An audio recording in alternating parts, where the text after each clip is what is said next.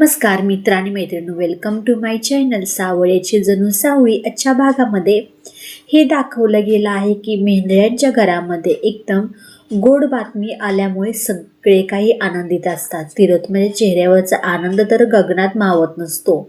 सावळी सारंग ही म्हणतात की अमृता वहिनींच्या पदरामध्ये एक मूल आपलं पडलं म्हणजे टेन्शन नाही, कारण की त्यांनी खूप हालापेष्टा केले आहेत. राजकुमार दादाही आता कुठे सुधारला आहे. तोपर्यंत ते सावळी थोडासा विचार करत असते. सारंग म्हणतो, अगं सावळी, तू काय विचार करतेस? काय झालं सांगशील का नाही? सारंग सर, मला तुम्हाला एक गोष्ट सांगायची आहे, पण ती गोष्ट आणि ते सत्य जर मी तुम्हाला आत्तापासून जर लपवून ठेवला असेल, त्याच्या मागे काहीतरी कारण असणार आहे ना? सारंग म्हणतो, हो बरोबर आहे, पण ते सत्य सांगण्या इतपत मी अजून योग्य नसणार आहे, त्यासाठी तू मला सांगितलं नसणार आहे. आणि सावळी, माझा तुझ्यावरती पूर्ण विश्वास आहे, तू काही टेन्शन घेऊ नकोस. सावळी पटकन सारंगकडे पाहत त्याला घट्ट मिठी मारते. म्हणते की सारंग सर, हे सत्य मी तुम्हाला लवकरात लवकर सांगणार आहे, कारण की अजून हे खोटं मी पचवू शकत नाही. असं काही बोलल्यानंतर म्हणते, काहीही झालं तर मला बाबांशी बोलायचं आहे, कारण की बाबांनी काय ऐकलं, काय नाही, काय बघितलं ते सगळं मला त्यांना विचारायचं आहे.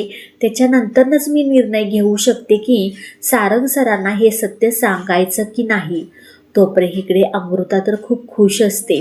तिलोत्तमाचा आनंद गगनात मावेत नसतो. ती चंद्रकांतला बोलत असते की मला आता ना त्या बाळासाठी दुपटी वगैरे शिवायची आहेत, असं काही भरपूर तिचं प्लॅनिंग चाललेलं असतं. चंद्रकांत म्हणतो की अगं तिलोत्तमा, अगं शांत हो, त्या गोष्टीसाठी अजून 8-9 महिने आहे. तिलोत्तमा म्हणते, अहो 8-9 महिने म्हणताय तुम्ही, आणि कशी निघून जातील त्याला सांगता येत नाही ना आपण, तुम्ही काय एवढं, असं काही दोघांचं चाललेलं असतं. दुसऱ्या दिवशी सकाळी सावळी उठून देवपूजा करायला येते. अरे, दिवाबत्ती देवाची पूजाही झाली असणार. कोणी केली बर? ऐश्वर्या मॅडम आणि तारा मॅडम तर काही करणार नाहीत, आणि अमृताविनी तर आराम करत आहेत. शायद एखाद्या वेळेस तिलोत्तमा मॅडमने केली असेल. किचनमध्ये जाऊन बघते तर काय, अमृता काम करत असते. अहो वहिनी, हे सगळं आता हातातून सोडा, तुम्हाला आराम करायचा आहे, असं काय करते तू? अगं सावळी, ऐकून घे, मी जर आराम करायला लागली ना, मी खूप आळशी होईन, आणि मला ना काही करमत नाही गं एका जागेवरती बसून, आणि माझं बाळही आळशी होईल. तो पण सावळी म्हणते, अमृता वहिनी, तुम्हाला हा आनंद, हा एहसास म्हणजे ती अनुभवते कसं आई होणं म्हणजे किती वेगळी ये ना. तो पण अमृता म्हणते, हो, ह्याच्यासाठी सावळी मी किती दिवसापासून तरसत होते. अखेरकार हे सुख माझ्या पदरात पडलं, पण आता सगळं सुख माझ्या पदरामध्ये आहे, ह्याला कोणाची नजर नको लागायला. तर सावळी म्हणते, काय अमृताविनी, तुम्ही काय असा विचार करताय? असं काहीही होणार नाहीये. तोपर्यंत ते चंद्रकांत आलेला असतो सारंगपाशी आणि म्हणतो की सारंग, अरे मला एक गोष्ट बोलायची आहे. आणि हे सगळं बोलणं आपली सावळी गपचूप ऐकत असते.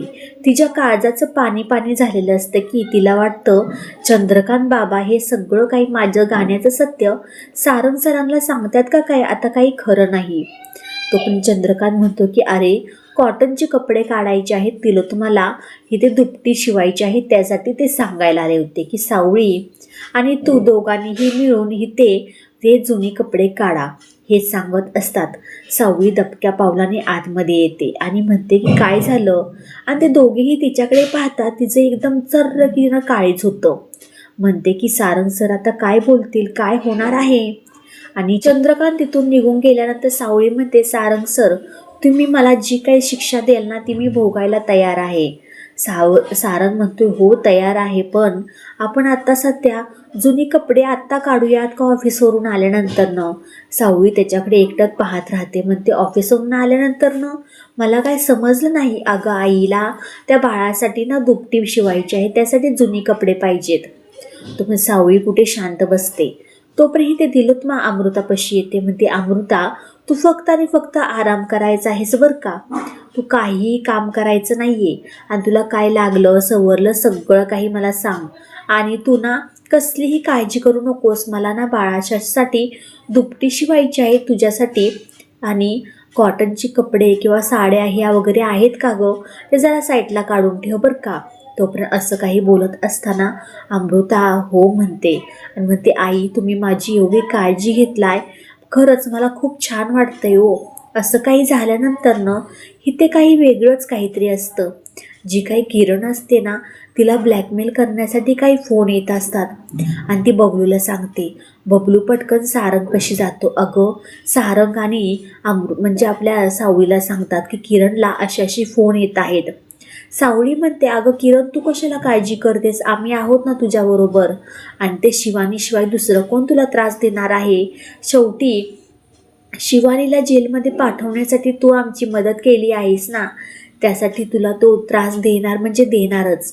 येणाऱ्या काही भागामध्ये आपल्याला असं पाहायला भेटणार आहे की सावळी, सारंग, बबलू आणि ही किरण कुठेतरी अंधारामध्ये गेलेले असतात आणि त्या माणसाला जे काही अनोन कॉल येत असतो त्याच्यावरून त्या माणसाला शोधण्यासाठी नक्की सत्याचा उलगडा इथे किरणच्या मागच्या की कोणतं सत्य इथे बाहेर येणार आहे सारंग आणि सावळीच्या समोर. व्हिडिओ शेवटपर्यंत पाहिल्याबद्दल खूप सारे मनापासून धन्यवाद. भेटूया आपण पुढच्या व्हिडिओमध्ये. बाय बाय सगळ्यांना.